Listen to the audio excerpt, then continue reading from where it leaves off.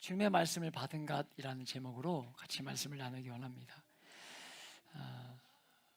지금까지 우리가 보았던 사무엘 하의 사무엘상과 하는요, 누구에 대한 이야기였을까요? 다윗에 대한 이야기였어요. 다윗에 대한 이야기. 이 책의 제목은 사무엘서이지만 사무엘은 초반에 조금 나와요. 사무엘상을 보면 초반에 조금 나오고 거의 마칠 때까지 다윗의 이야기였음을 보게 돼요. 좀 아이들이 더 더운 것 같아요. 좀 온도를 좀 줄여줄 것 같아요. 교회가 좀 따뜻하죠. 네. 거의 마칠 때까지 다윗에 대한 이야기가 나옵니다. 그런데 이 성경이 얼마나 놀라운 책인가 하는 생각들을 하게 되는 것이, 여러분, 이어지는 그 열왕기 상하의 말씀에 보면 모든 이스라엘의 왕의 기준이 누가 되냐면 다윗이에요. 다윗입니다. 그런데요, 왜 제가 참 놀라운 책이라고 말씀드리냐면 그 다윗을 오늘 뭐라고 기록하고 있는지를 우리가 눈여겨보자는 거예요. 여러분, 그 모든 왕들의 기준이 되어지는, 우리가 여러분 일생을 살아가면서 우리의 삶 가운데 어떤 기준이 있지 않습니까? 보편적으로 다른 어떤 기준들이 있잖아요. 여러분, 보편적으로 우리가 뭐 어떤 음식에 대한 어떤 기준, 사람의 도덕성에 대한 기준, 삶에 대한 어떤 저 정도는 해야지라는 그런 기준들이 있잖아요.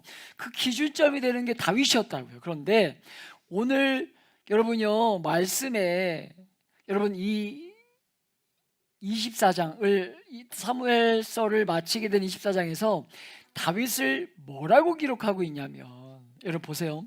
다윗이 어떤 인물이었어요? 여러분, 정말 이 밧세바의 사건만큼은 아닐지 모르겠지만, 여러분, 이 다윗이 이 어떤 삶을 이가 잘못하게 되냐면 인구조사를 하고 있는 모습들을 기록하고 있어요.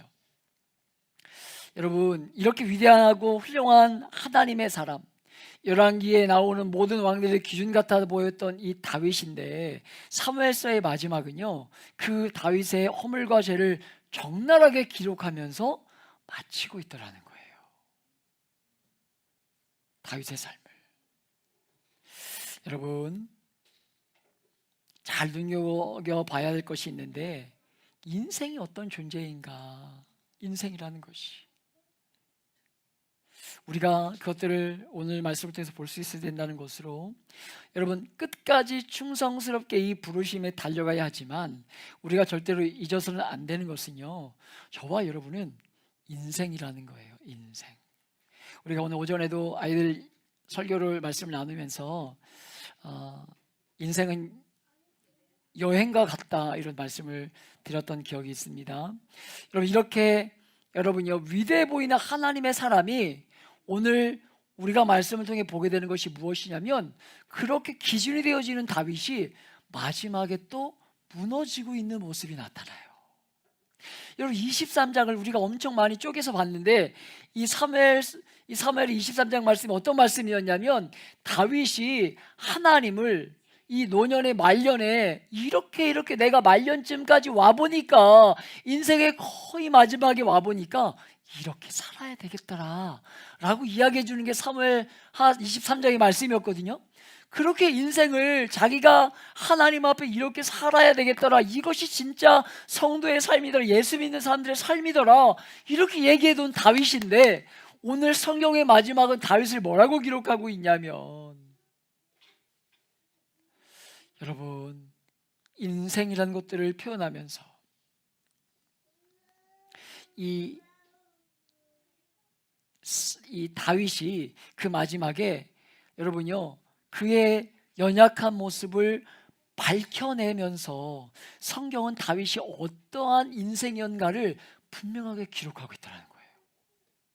여러분, 우리가 이 땅을 살아가면서 눈을 어디에 두고 살아가는지를 잘 생각해 보게 하는 말씀인데요, 여러분, 주님을 알아가면 알아갈수록 여러분, 사람이 정말 나이가 먹어가면서 어른이 되어야 한다, 이런 생각들을 더 하게 되는 것 같습니다. 여러분, 젊을 때는요, 집에서 더 젊을 때는 선배들도 비판하고 또 나는 다르게 살 수 있을 것처럼 스스로 큰 소리들 치기도 하고, 여러분, 그랬었는데, 여러분, 나이를 먹어가면서 여러분 자꾸 제 안에 있는 연약함과 그 밑바닥을 보니까 여러분, 인생임을 더 고백하게 돼요. 더 인생임을 고백하게 됩니다. 여러분, 제가 늘 교회 올 때마다 이렇게 마인드 컨트롤하는 게 있어요. 뭐냐면 나는 목사다. 나는 이 새 아이의 아빠가 아니다. 나는 목사다. 이런 마인드 컨트롤하고 와요. 여러분 안에도 이런 마인드 컨트롤을 필요하신 분들이 많이 있죠? 저만 그런 거 아니죠? 네, 그런 분들은 좀 끄덕끄덕 좀 해주시면 좋겠어요. 네, 축복합니다. 이 아이는 내 아이가 아니다. 하나님이 우리 교회관에 맡겨진 자녀다. 이런 마음으로 이 청년은 하나님이 우리에게 교회에 맡겨진 영혼이다. 이런 마음으로 우리가 목자의 마음으로 그 아이들과 다음 세대들과 우리 교회에 보내신 귀한 분들을 대할 필요가 있다는 거예요. 여러분요,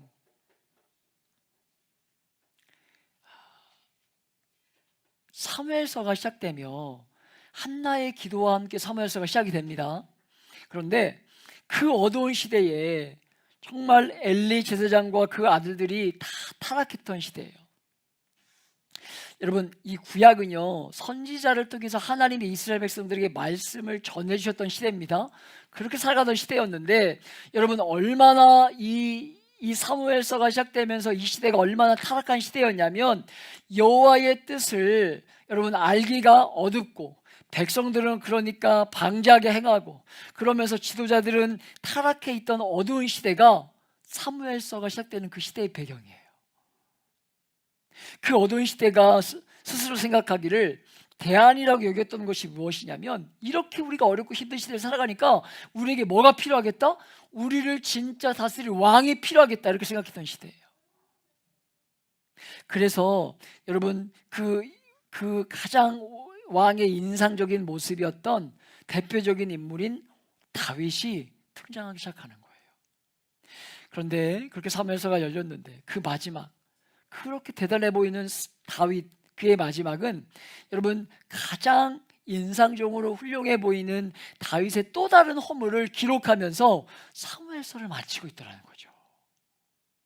위대함에 대한 이야기를 기록하고 있는 것이 아니라, 분명히 그렇게 23장에서 야, 예수 이렇게 잘 믿겠더라, 내가 인생을 살아보니까, 마지막까지 살아보니까 이렇게 살아야 되겠더라, 이렇게 고백했던 다윗인데, 성경은 그런 위대해 보이는 다윗을 뭐라고 기록하고 있냐면 그의 허물을 기록하면서 사무엘서를 마치고 있더라는 거예요.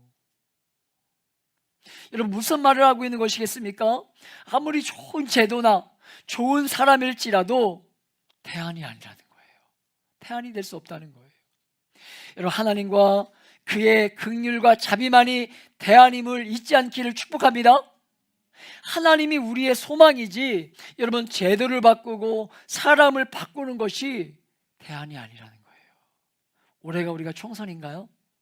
여러분, 저는 절대로 어떤 정치적인 입장을 잘 내세우지도 않는 사람이고, 중요하게 이렇게 드러내길 원하는 사람은 아닙니다. 그런데 여러분, 또 총선을 해서 사람을 바꾸면 뭐가 달라지던가요? 인생이라는 거예요. 인생.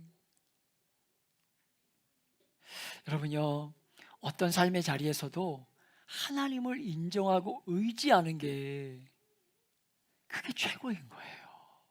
그게 최고인 것입니다.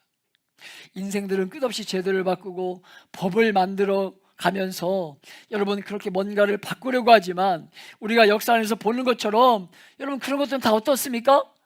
잠시예요. 잠시입니다. 여러분, 잠시 도움이 되는 것이고, 하나님은 영원하시면서 변함없고 신실하신 분인 하나님밖에 없다는 거예요. 오늘 이 땅의 교회를 이렇게 보면 여러분, 성도들 중에 하나님께 실망하고, 여러분 예수 믿는 사람들 중에 하나님께 실망하고 마음이 다쳐서 떠난 사람들이 얼마나 많은지 몰라요. 여러분, 그래서 코로나19가 시작된, 팬데믹이 시작되기 이전에 한국교회 가운데 가장 유행했던 단어가 뭐예요? 가나안 성도라고 해요. 나 교회 안 간다는 거예요. 그게 가나안 성도예요. 그렇게 이야기했습니다. 그러면서 코로나19로 인한 팬데믹이 시작되면서 잘 됐네, 교회 안 가도 되네, 이러면서 여러분 인터넷 성도가 생겨났다고 합니다. 그리고 많은 사람들이 아직 돌아오지 않은 모습들을, 특별히 젊은 세대 가운데 돌아오지 않는 모습들이 있어요. 왜 안 돌아왔겠습니까? 교회에 실망하고, 50대, 60대의 예수 믿는 사람들의 모습에 실망한 거예요. 저렇게 신앙생활 할 거라면 나는 신앙생활 하지 않겠다. 저렇게 예수 믿는다면 나는 하지 않겠어. 여러분 30, 40대 가운데, 20대 가운데, 10대 가운데 하나님을 인격적으로 만나지 못한 사람들이 교회의 그런 연약한 모습들을 바라보면서, 예수 믿는다고 말하는 사람들의 그 연약한 모습들을 바라보면서 저렇게 신앙생활 할 거면 나 교회 가지 않아. 어떻게 교회가 저래? 여러분 이러면서 많은 사람들이 실망하고 나오지 않았다는 거예요.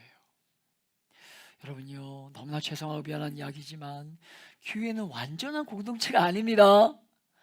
여러분 이 땅에 어디에 완전한 곳이 있어요? 흠없는 곳이 어디 있어요? 계속 말씀을 우리가 성공의 예배 때도 말씀드리지만 가까이 가보세요. 사람의 냄새가 있어요.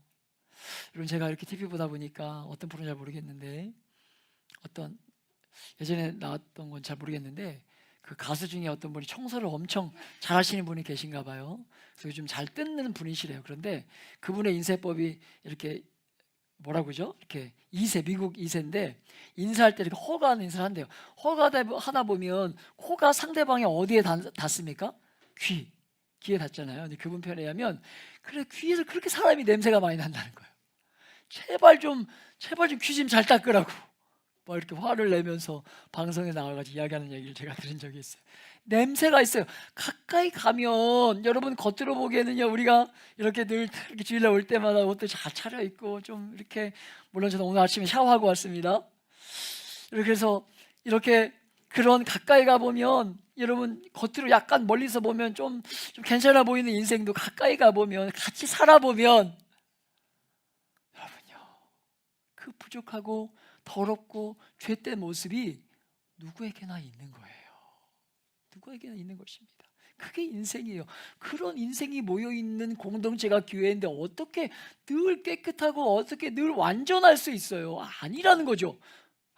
물론 여러분요, 교회 안에 있는 잘못된 것, 부족한 부분들, 먼저 믿었던 예수 믿던 사람들의 온전한 삶의 모습들을 살지 못하는 모습들, 여러분요, 우리가 분명히 여러분 그것들을 기억하면서 바꿀 수 있어야 되고 변화할 수 있어야 됩니다. 여러분 그러나 완전하지 않은 곳이 이곳이라고요. 태안이 아니라는 거예요. 여러분 아무리 훌륭한 왕을 세워도 오늘 보는 것처럼 타락하는 게 인생입니다. 여러분이 사람에게 실망할 때, 여러분 사람을 비하하고 사람을 비난하고 사람을 자꾸 어쩌고 저쩌고 하지 말고 우리가 해야 될 것은 무엇이냐면 그 사람을 향한 눈을 들어서 하나님을 볼 수 있어야 된다는 것으로. 옆에 한번 보세요. 실망스러운 모습이 있어요. 그러니까 여기에만, 우리의 눈이 여기에만 제발 함몰되지 말고 우리의 눈을 하나님께로 들 필요가 있다는 거예요. 그래서 사람을 어떤 마음으로? 하나님이 주시는 마음으로 긍휼히 여기고. 오늘 제 아이가 오늘 저에게 물어보더라고요. 아침에 교회 오는데 제 전화번호에 제 아내가 돕는 배필로 그렇게 기록되어 있어요. 모르겠습니다. 제 아내는 제 이름을 비누개빈가 이렇게 적어놨더라고요. 야, 정이 없어요, 정이. 저는 돕는 배필이라고 되어 있거든요. 제 아이가 아빠, 돕는 배필이 뭐야? 베푸는 아는데 베푸 그런 거야? 그래서 그런 게 아니다. 돕는 배필은 하나님이 허락해 주신 믿음의 배우자를 일컫는 말이다. 그래서 조금 더 설명해 주긴 했었어요. 그게 돕는 배필이죠. 하나님이 허락해 주신 배우자가 돕는 배필이에요. 그러니까 하나님이 허락하신 줄 알고 하나님의 마음으로 옆에 있는 사람을 긍휼히 봐야 된다는 거예요. 여러분 가면 갈수록 살이 빠지고 바이러스에 자주 걸리고 조금만 하면 힘들다고 하고 머리는 자꾸 빠져가고 얼마나 제가 안쓰럽겠습니까? 여러분 그런 마음으로 여러분의 믿음의 배우자를, 그리고 앞으로 허락하실 배우자를 여러분의 눈으로 바라보지 말고, 여러분의 기준으로 바라보지 말고 하나님이 주시는 마음으로 여러분의 앞으로의 지금의 배우자와 앞으로 만날 배우자들 그렇게 바라봐 주시길 축복합니다. 그렇게 영혼을 바라볼 수 있어야 된다는 거예요. 허물을 많이 가지고 있는 사람이 여러분 불쌍한 것이 아니고 그런 것 그것대로 불쌍하고 인생 자체가 불쌍하지만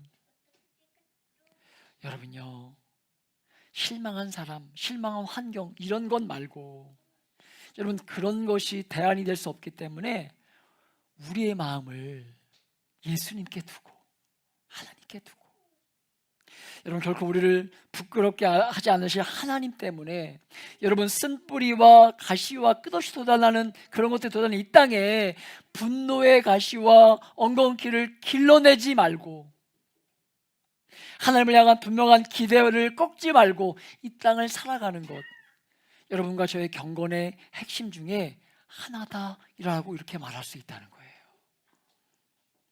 여러분 오늘 다윗이 허물 중에 하나가 무엇이냐면 인구조사입니다. 인구조사. 여러분이 아시는 것처럼 이스라엘은 이미요 2번의 인구조사를 합니다. 여러분 모세가 2번이나 인구조사를 했는데 문제가 되지 않았어요. 그렇죠? 여러분 그런데 왜 다윗의 인구조사는 문제가 되었을까요? 왜 하나님은요 7만 명이나 되는 수많은 사람들을요 결국 이 다윗이 온역을 선택함으로 인해서 또 하나님이 친절하게 다윗에게 물어봐요. 야, 어떤 뭘 받을래? 여러분 어린이들 오늘 오전에 예수 그리스도를 우리가 말씀을 전하면서 4가지 말씀을 드렸어요. 예수님이 우리를 향한 뭐라고요? 대가집을. 여러분 하나님이 우리 다윗에게 물어보셨어요. 어떤 뭘 받을래? 그랬을 때 다윗이 온역을 선택하게 되고 7만여 명이나 되는 사람들이 죽음에 이르게 돼요. 인구조사를 통해서. 도대체 무엇 때문에 하나님이 인구조사를 문제 삼으셨겠냐는 거예요. 여러분 1절을 다시 한번 읽어볼까요? 1절 다시 한번 읽어봅니다. 시작. 여호와께서 다시 이스라엘을 향하여 진노하사 그들을 치시려고 다윗을 격동시키사 가서 이스라엘과 유다의 인구를 조사하라 하신지라. 이 말씀을 보면 하나님이 죄를 짓게 만드는 것 같아요, 다윗에게. 여러분 그러나 이렇게 해석해서는 안 될 것입니다. 우리가 알아들을 수 있는 표현으로 말하려고 하니까 이렇게 되는 것이지 하나님께서 죄를 짓도록 하신 것이 아니라 다윗의 죄가 이스라엘의 죄가 많아지니까 어떻게 하냐, 하나님 그냥 내버려 두세요. 그냥 내버려 두십니다. 여러분 하나님께서 때로 죄 가운데 사는 인생들을 여러분 다스리거나 바로바로 통치하지 않으시고 그냥 둘 때가 있죠. 그냥 둘 때가 있어요. 오해하지 마세요. 여러분 내가 분명히 잘못했는데 하나님이 왜 잠잠하시지? 여러분 그것들을요 절대로 기회라고 여기지 않기를 축복합니다. 그렇게 하나님이 잠잠하실 때 하나님께 다시 돌아올 수 있는 여러분의 깨어있는 신앙을 가지고 이 땅을 살아가시길 축복합니다. 여러분 우리가 어린아이일 때에 잘못해요. 잘못하는데 아빠가 엄마가 지켜봐요. 여러분 그거 좋은 게 아니에요. 엄마 아빠가 벼르고 있는 거 아닙니까? 이놈 내가 한 번만 걸려봐라. 그럼 진짜 혼날 거다. 기다려주는 거예요. 기회가 아니라고요. 아 이렇게 해도 되는 거구나. 내가 잘못해도 되는 거구나. 그래도 상관없는 거구나. 죄 지어도 하나님 아무것도 안 하시네? 그냥 살면 되는 거구나. 그거 아니라는 거예요. 여러분 그냥 내버려 두신다는 것으로 내버려 두실 때가 있다는 것으로 지금 그 이야기를 하고 있는 것입니다. 정확하게 알 수는 없어요. 그런데 이스라엘의 많은 죄로 하나님의 심판을 자초하면서 그냥 하나님이 내버려 두시는 거예요. 그것이 인구조사의 형태로 드러난 거예요. 여러분 왜 인구조사가 죄가 되냐면 3절의 말씀을 다시 한번 읽어볼게요. 3절 같이 읽어봅니다. 3절의 말씀입니다. 시작. 요압이 왕께 아뢰되 이 백성이 얼마든지 왕의 하나님 여호와께서 100배나 더하게 하사 내 주 왕의 눈으로 보게 하시기를 원하나이다. 그런데 내 주 왕은 어찌하여 이런 일을 기뻐하시니까 하네.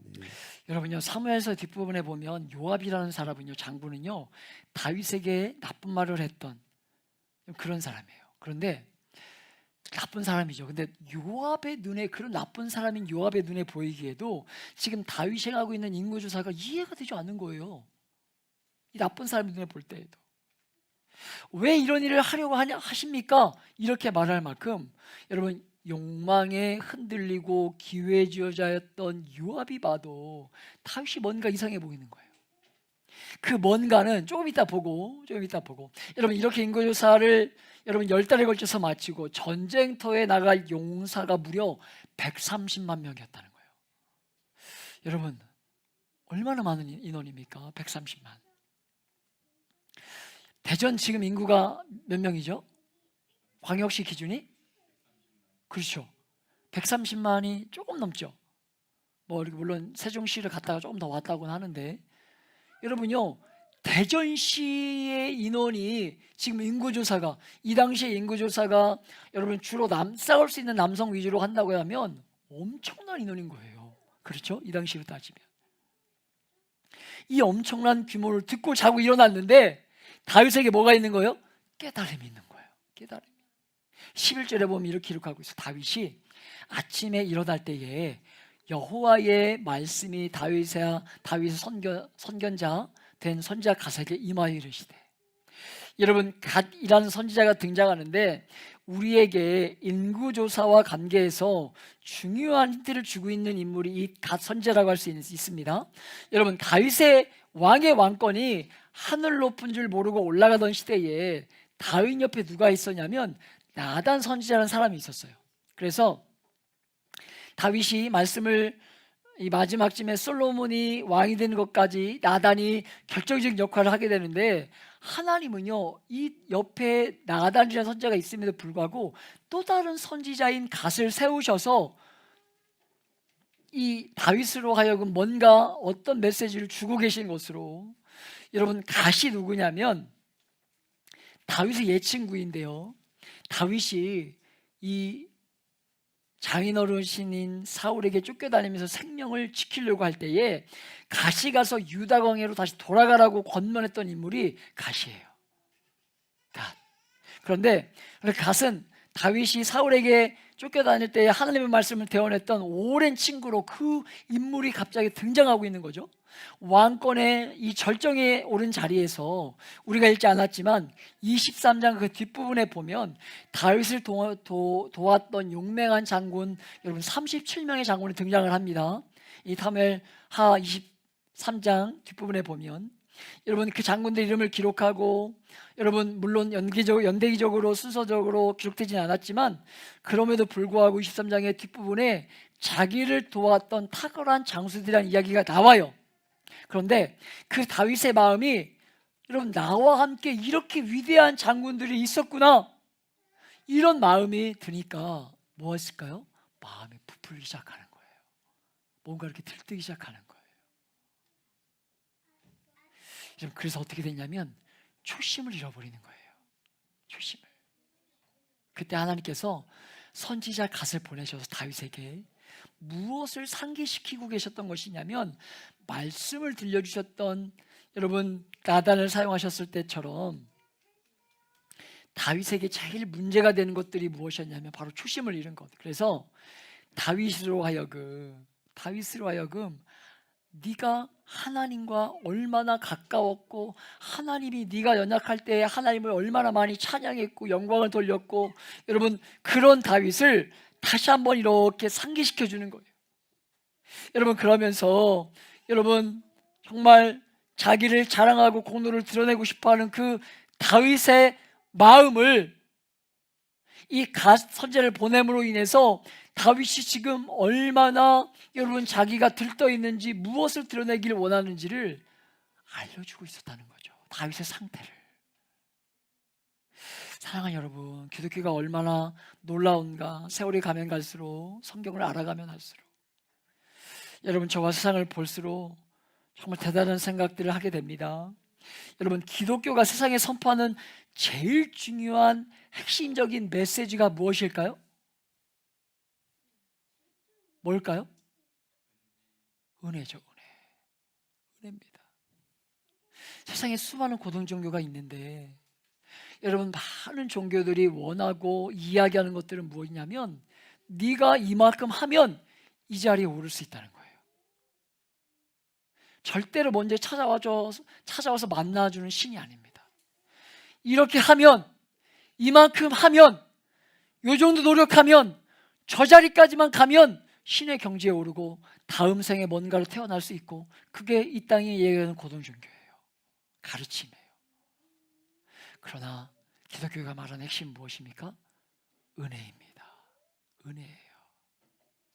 기독교는 사람의 겉모습, 드러나 있는 어떤 열심, 가지고 있는 달란트, 학벌, 재능, 헌신, 여러분 그런 것들을, 그런 공로나 자격에 의해서 사람을 구원하거나 평가하지 않으시고 오직 은혜로 아무 일한 없는 자들을 하나님의 조건 없는 사랑으로 사랑하셔서 우리 같은 자들을, 저와 여러분 같은 자들을 하나님이 자녀 삼아 주시는 복을 주셨다는 것이 기독교의 핵심 메시지예요. 여러분, 그런데 저와 여러분은 태어날 때부터 죄를 가지고 태어난 사람이기 때문에 틈만 나면 우리 안에 뭐가 나오는 겁니까? 공로가 나오고 자격이 나오고 능력이 나오고 행한 것이 나오고, 여러분 이런 것들을 따지고 싶어 한다는 거예요. 하나님을 의지하려고 하지 않고, 하나님만 높이려고 하지 않고, 하나님 영광받아 마땅하지만 나도 이 정도 했으면, 나도 이만큼은 좀 인정받을 만 하지 않을까? 나도 좀 이 정도 했으면 좀 높임받을 만 하지 않을까? 하면서 하나님 영광 돌리는 거 맞는데 나도 좀 영광을 그 자리에 끼워서 이렇게 좀 높임받길 원한다는 거예요. 여러분, 다윗이 누구예요? 다윗이 누굽니까? 지난번에도 말씀드렸지만 여러분요, 이런 말씀했던 사람 아니에요? 너는 칼과 단창으로 내게 나아가오니와 나는 만군의 여호와의 이름으로 내가 모욕하는 이스라엘의 군대의 하나님의 이름으로 내게 나아가노라. 다윗이 2m가 넘는 골리앗과 싸울 때에, 나아갈 때의 다윗의 모습이에요. 그 꼬맹이가 물맷돌 하나 들고 만군의 여호와의 이름으로 나아가 싸워 이겼던 것이 다윗이라고요. 여러분, 그런데 여러분 마지막쯤에 전쟁에 나갈 자기들의 병사의 숫자를 헤아리면서 여러분 자기가 행한 일의 공로를 헤아리고 있었다는 거죠. 누가? 다윗이. 아무것도 두려워하지 않고 하나님만 두려워했던 다윗인데 여러분요, 말년에 자기 때문에 망하고 있는 거예요.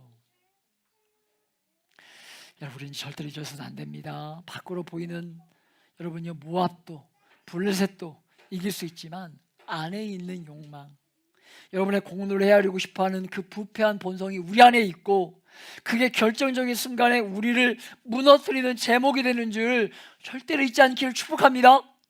누구의 이야기가 아니에요. 바로 나의 이야기라는 거예요.